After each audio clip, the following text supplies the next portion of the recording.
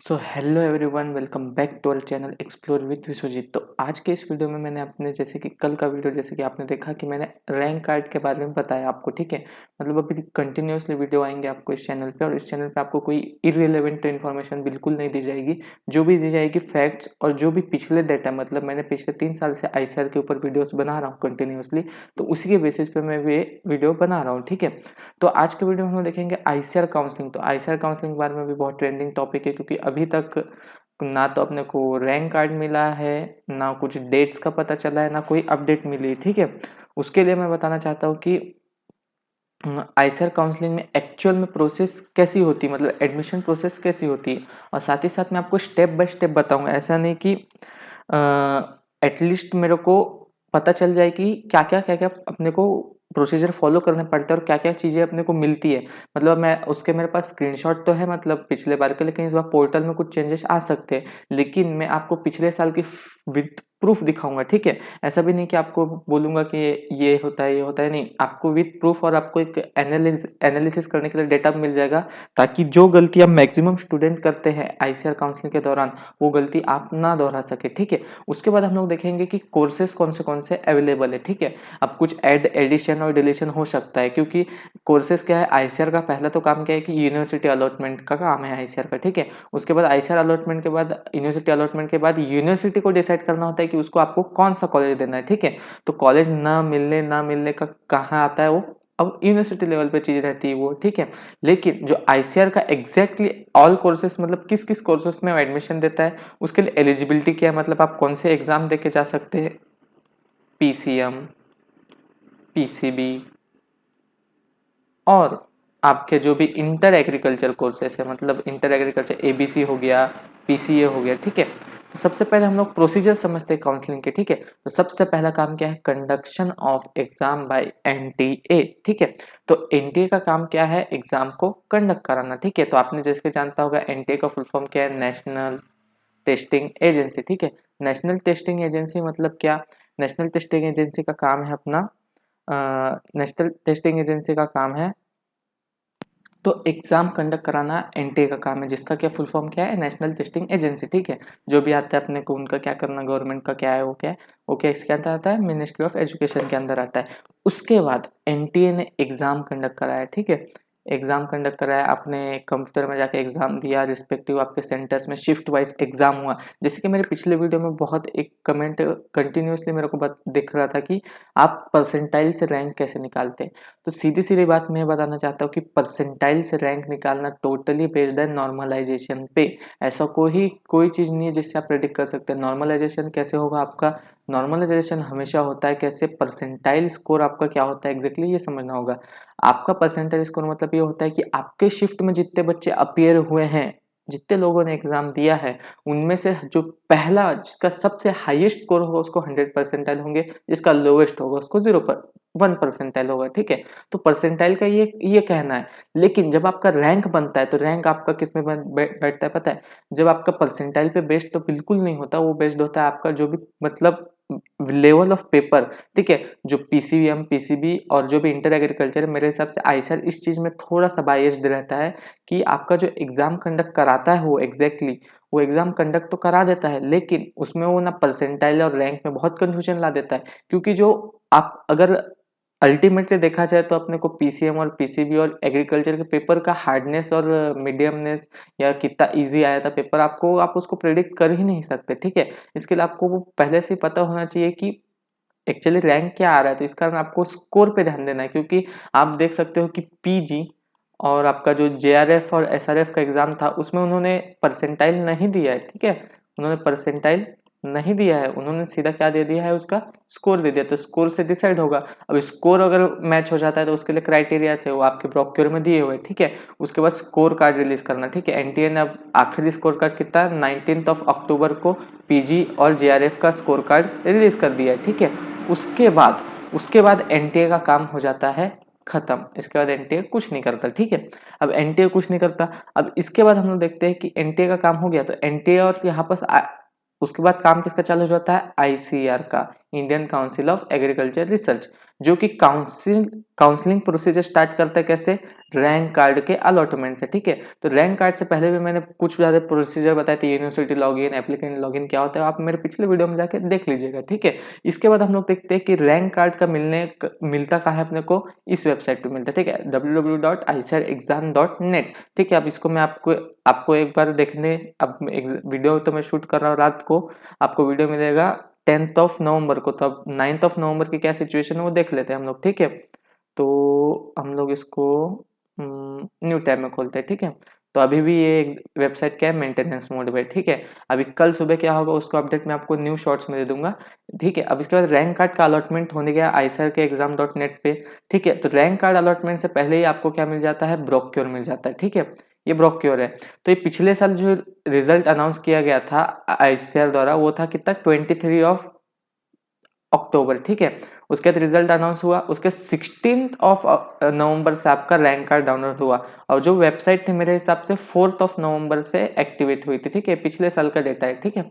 इसके बाद आपका कैंडिडेट रजिस्ट्रेशन, सीट मैट्रिक्स और चॉइस फिलिंग स्टार्ट होती है। सबसे पहले आपको रजिस्ट्रेशन स्टार्ट करना होगा। रजिस्ट्रेशन के लिए 1000 रुपीज और 700 रुपीज क्या फीस है, मेरे को जहाँ तक याद आ रही है।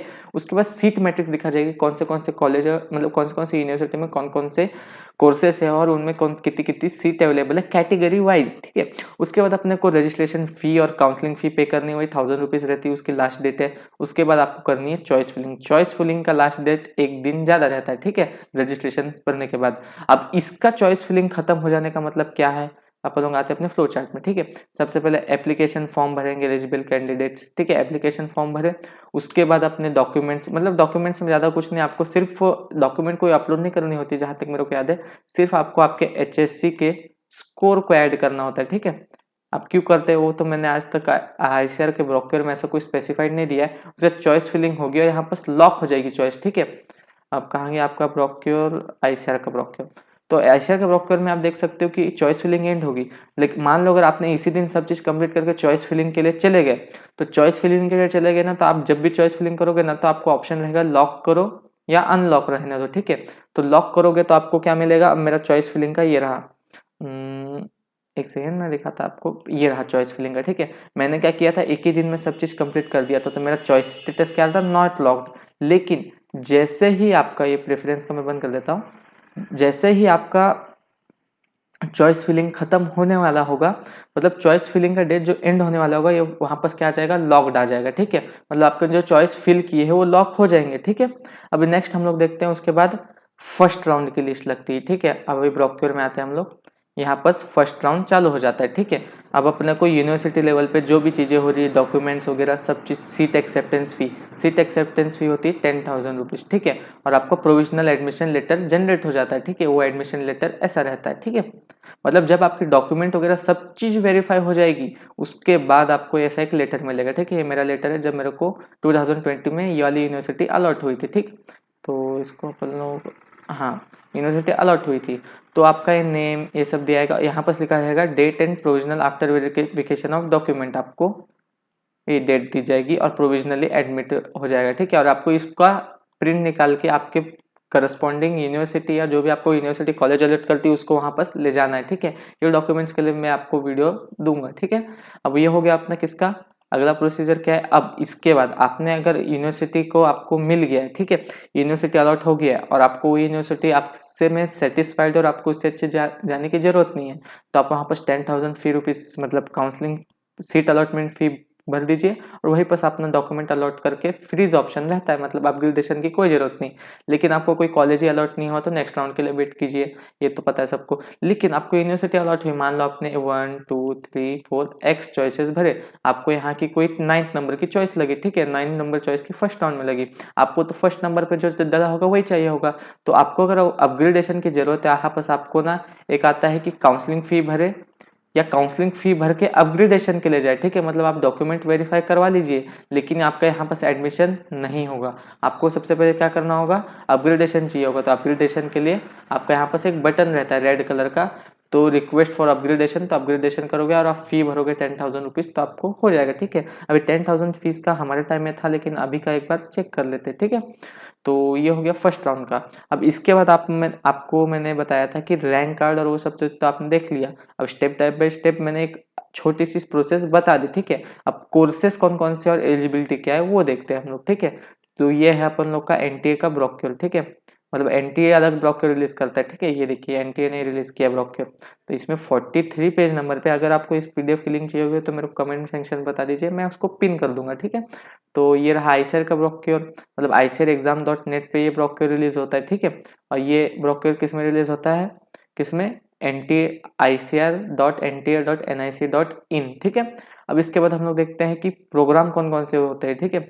तो प्रोग्राम कौन से अपने, तो सबसे पहले बीएससी एग्रीकल्चर ऑनर्स, ठीक है। तो आपको यहाँ पर हर एक सब्जेक्ट, जो भी सब्जेक्ट में आप अपना 12th पास किए हो उसमें दे सकते हो, ठीक है। और इसमें भी आप हर तरह के जितने भी कैंडिडेट बीएससी में ले सकते हैं। बीएससी और हॉर्टिकल्चर में ये दोनों कर सकते हैं, ठीक है। लेकिन बीएफएफसी के लिए आपके पास बायो कंपलसरी होना चाहिए, ठीक है। और साथ में एग्रीकल्चर, ठीक है। मतलब बायो तो मिनिमम एलिजिबिलिटी है, बायो और एग्रीकल्चर, मैथ्स वाले कैंडिडेट्स में नहीं जा सकते। फिर फॉरेस्ट्री, अब आप इसका स्क्रीनशॉट ले लीजिए, इसको मैं बताते रहूंगा तो वीडियो खूब बहुत ज़्यादा लेंदी हो जाएगा, ठीक है। आप ये एक बार इसका स्क्रीनशॉट ले लीजिए, बाकी तो इसके जितने भी पीडीएफ है इनकी आपको लिंक मिल जाएगी। अब जितने भी बीटेक के कोर्सेस है, ठीक है, बीटेक में सिर्फ बायोटेक्नोलॉजी है जिसमें अपन लोग पीसीबी में अगर अलॉट देंगे एग्जाम तो आपको डेफिशिएंसी कोर्स कभी कभी कंप्लीट कराना पड़ता है, ठीक है। कई कई यूनिवर्सिटी में जैसे MPKV, राहुरी है, इन सब में, ठीक है। अब इसके बाद अपन लोग अगर नेक्स्ट वीडियो में हम लोग देखेंगे क्या, सीट मैट्रिक्स के बारे में वगैरह देखेंगे, ठीक है। Seat university wise seat matrix कैसी होती है, ठीक है।